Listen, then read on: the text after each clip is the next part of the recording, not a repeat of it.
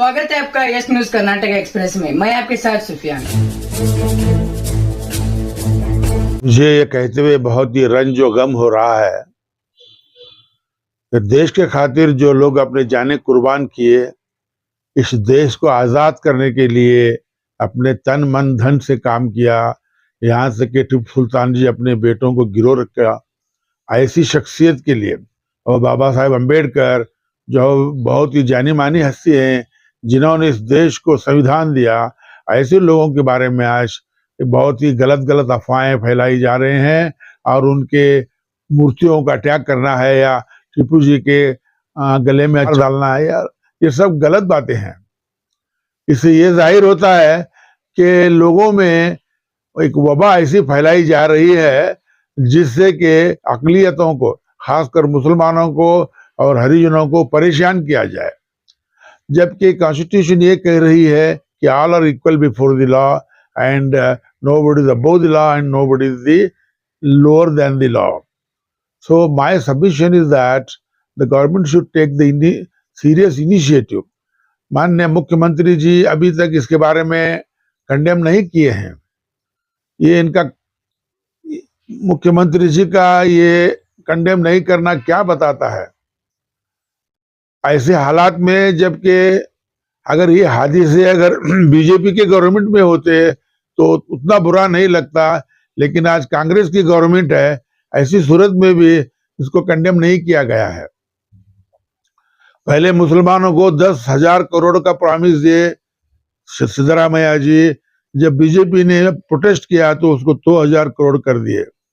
तो मुझे ऐसा लगता है कि सिद्धरामैया जी कहीं कहीं बीजेपी को भी खुश करने की कोशिश कर रहे हैं क्या? मुसलमानों को तो कुछ नहीं दिए। अभी चेयरमैनशिप में देखिए, हमारे जो भी हमारे मुस्लिम के एमएलएज हैं वो बिल्कुल खामोश है।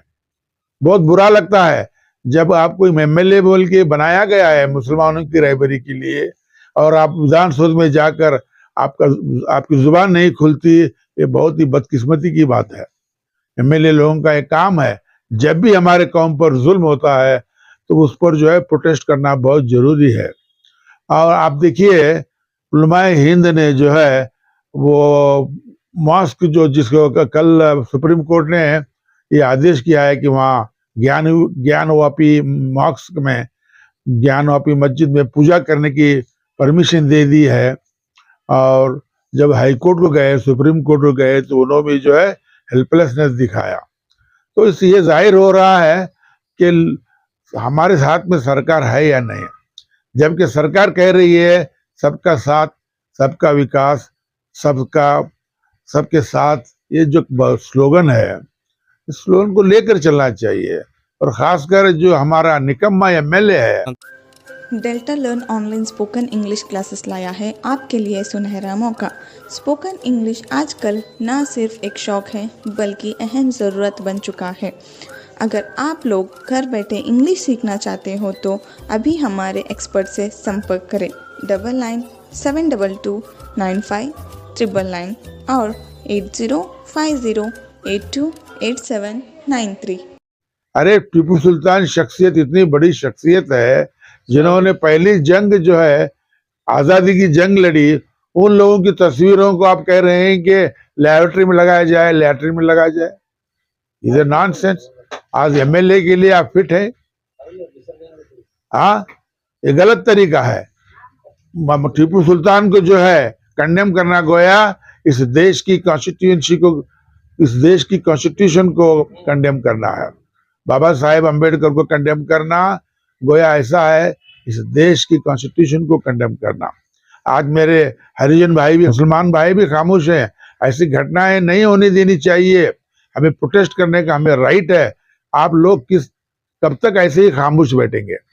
आप देखिए बीजापुर शहर की हालत है। गांव में अंधेरा है और गांव के बाहर उजाला है।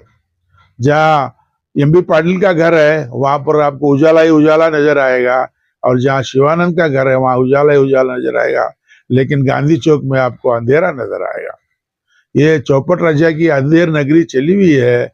मैं आप लोगों से गुजारिश करता हूँ कि आप जो लोग ये देख रहे हैं, आप जो है इसके बारे में आप भी गौर करें और अपने अपने जो प्रोटेस्ट है वो डीसी साहब तक पहुंचाएं, गवर्नर को पहुंचाएं, ताकि और कौमों को भी मालूम हो जाए कि हमारी कौम सोई नहीं हुई है। इसकी एक ही वजह है कि सरकार जो है मजबूती से नहीं चल रही है।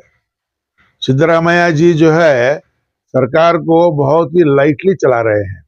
हर बात में बीजेपी का प्रोटेस्ट है और कांग्रेस खामोश है।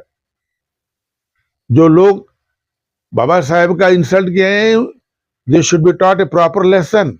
उन लोगों को उम्र कैद की सजा देनी चाहिए, फांसी की सजा देनी चाहिए।